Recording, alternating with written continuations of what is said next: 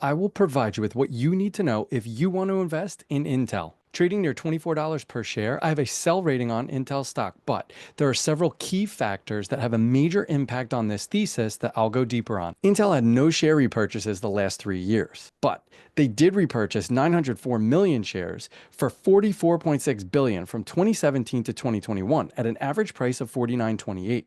Based on yesterday's close of 24.21, that means the company has lost $22.7 billion. Take 49.28 minus 24.21 and multiply that by 904.4. That's 22.7 billion of shareholder value destroyed. To make matters worse for shareholders, not only was the dividend suspended in 4Q24, but the US government investment means that shareholders won't be seeing a dividend anytime soon.